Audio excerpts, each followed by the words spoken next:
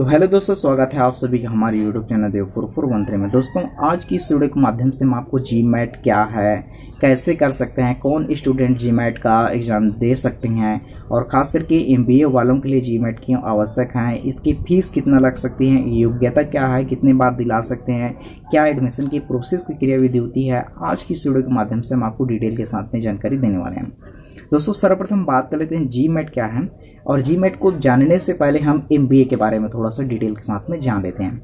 दोस्तों, जैसा कि कोई डॉक्टर है, डॉक्टरी क्षेत्र में करियर बनाना चाहते हैं या फिर मेडिकल फील्ड में करियर बनाना चाहते हैं, तो उसके लिए उसको नीट का एग्जामिनेशन देना पड़ता है, नीट टेस्ट देना पड़ता है। ठीक उसी प्रकार से यदि जो स्टूडेंट ग्रेजुएशन के बाद में एमबीए की पढ़ाई करना चाहते हैं, बिजनेस क्षेत्र में अपना एजुकेशन को आगे बढ़ाना चाहते हैं, तो उसके लिए भी एक एग्जामिनेशन है। ठीक है, अब एग्जामिनेशन दो तरीक़ों से होता है। यदि आप इंडिया में रह करके इसी एग्ज़ाम को दिलाना एमबीए करना चाह रहे हैं तो उसके लिए अलग एग्जामिनेशन होता है। वहीं आप विदेश के लिए एग्जामिनेशन मतलब विदेश में एमबीए की पढ़ाई करना चाहते हैं तो उसके लिए अलग एग्जामिनेशन होता है। दोनों का अलग होता है, इंडिया का अलग होता है और विदेश के लिए अलग होता है। यदि आप इंडिया में करेंगे तो कैट का एग्जामिनेशन आपको फाइट करना पड़ेगा। उसी प्रकार से आप विदेश में एग्जामिनेशन एमबीए की पढ़ाई करना चाहेंगे तो उसके लिए आपको जीमैट का एग्जामिनेशन दिलाना पड़ेगा। ठीक है, ये हो गया जीमैट के बारे में। तो यह एक एग्जामिनेशन है। तो बात कर लेते हैं अब जीमैट क्या चीज़ है। दोस्तों, जीमैट का फुल फॉर्म नाम होता है ग्रेजुएशन मैनेजमेंट एडमिशन टेस्ट होता है। यह एक जो जीमैट द्वारा कराया जाता है, जीमैट का फुल फॉर्म नाम होता है ग्रेजुएशन मैनेजमेंट एडमिशन काउंसिल होता है, और यह एक गैर सरकारी संस्थान है, गैर सरकारी संस्थान। किंतु इसमें लगभग जितने भी जो एमबीए के विश्व के प्रतिष्ठित एमबीए की जो कॉलेज है, जितने भी विश्व के कॉलेज हैं, ये एमकैक जीमैट की जो जितने भी टेस्ट होते हैं जीमैट को मान्यता देते हैं। और यदि आपकी रैंक अच्छी आती है, आपकी जीमैट में आपकी रैंक अच्छी आती है और जिस एमबीए कॉलेज में आप एडमिशन लेना चाहते हैं, तो जितने भी जो एमबीए के कॉलेज है वो जीमैट के जो स्कोर है उसको मान्यता देते हैं और उस स्कोर के आधार पर आपको सीट प्रोवाइड करते हैं। ठीक है, तो ये होता है जीमैट का। ठीक है, और यह नॉन गवर्नमेंटल एग्जामिनेशन है। बात कर लेते हैं जीमैट क्यों कराया जाता है इसके बारे में।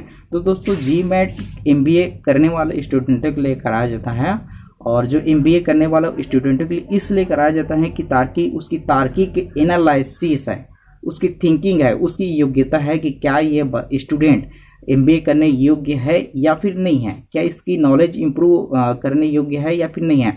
इसके लिए जीमैट का एग्जामिनेशन कराया जाता है। खास करके जीमैट के एग्जामिनेशन में विश्व की जो प्रतिष्ठित जो टॉप के कॉलेज हैं उसके एडमिशन के लिए भी जीमैट का आयोजन किया जाता है। जो जितने भी प्रतिष्ठित कॉलेज हैं वो जीमैट के एग्जामिनेशन के आधार पर ही आपको एडमिशन, आपके रैंक के आधार पर ही आपको एडमिशन प्रोवाइड करते हैं।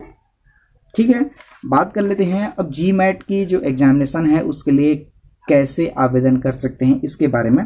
तो दोस्तों, जीमैट का एग्जामिनेशन क्लियर करने के लिए हर साल हर महीने, ठीक है, हर महीने प्रत्येक 16 दिन के बाद में जीमैट का एग्जामिनेशन होता है। इसको ध्यान से सुनेगा, प्रत्येक महीने 16 दिन के बाद में जीमैट का आयोजन होता है, जिसमें से आप मनपसंद जो है एरिया को चुन सकते हैं, वहां जाकर के आप एग्जामिनेशन हाल में एग्जामिनेशन दे सकते हैं।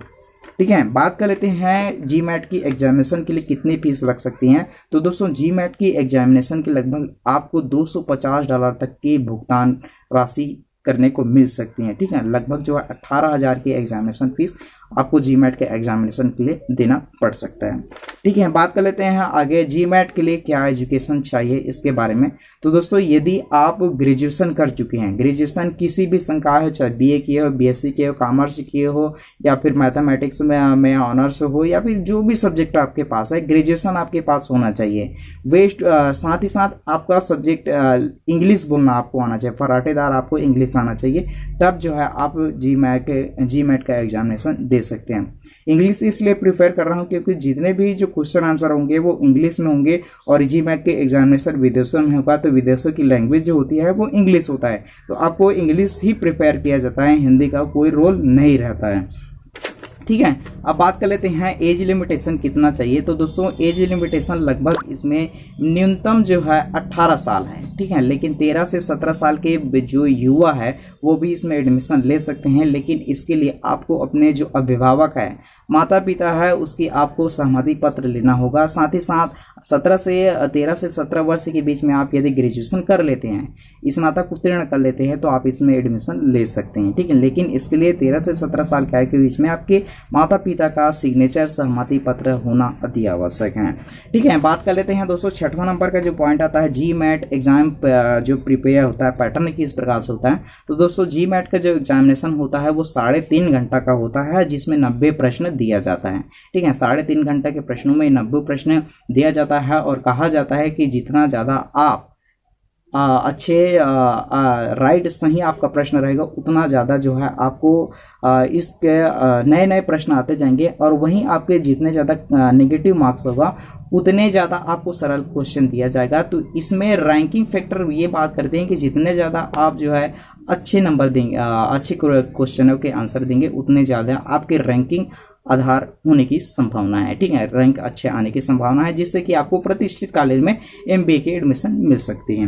बात कर लेते हैं कि एग्जाम पैटर्न में किस प्रकार से जो है पैटर्न एग्जामिनेशन दिया जाता है। तो 4 तरीके से आपको जो है एग्जामिनेशन में क्वेश्चन पूछा जाता है। एनालिटिकल, राइटिंग, असाइनमेंट दिया जाता है। दूसरे नंबर में रीजनिंग से पूछे जाने वाला सवाल है। तीसरा क्वांटिटेटिव से पूछे जाना क्वेश्चन है, और चौथा नंबर में आता है वर्बल, मौखिक प्रश्न। 4 टाइप के आपको जो है MBA के क्वेश्चन मार्क, मतलब GMAT के एग्जामिनेशन में क्वेश्चन पूछा जाता है।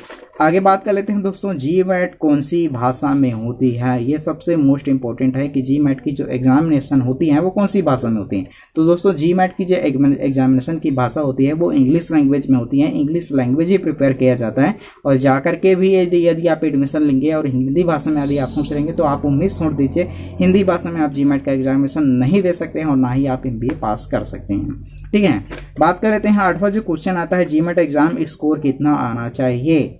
दोस्तों ये सबसे ज़्यादा क्वेश्चन पूछा जाता है कि दोस्तों आपके जो एजुकेशन बेस, मैंने पहले बताया कि जितना ज़्यादा आप अच्छे अंक देंगे उतना ज़्यादा क्वेश्चन आएगा, जितने ज़्यादा आप अच्छे मार्क्स देंगे उतना ज़्यादा क्वेश्चन आएगा। तो जितना ज़्यादा आप सही मार्क्स लाएंगे तो उसके हिसाब से आपके अच्छे मार्क्स आएंगे। तो मिनिमम जो यहाँ पर 200 से 800 के बीच जो है आपका स्कोर होना चाहिए, ठीक है। रैंकिंग स्कोर 200 से 800 के बीच आपका रैंकिंग स्कोर होना चाहिए, तब जो है आप जो है आपके टॉप MBA कॉलेज में एडमिशन के पात्र हो सकते हैं। लेकिन उसके बाद भी आपको वेटिंग लिस्ट में रखा जा सकता है, ठीक है, क्योंकि इसमें रैंकिंग फैक्टर काम कर रहे हैं। बात कर लेते हैं 9वां क्वेश्चन कि हम GMAT के एग्जामिनेशन को कितने सालों तक के दिला सकते हैं, ठीक है।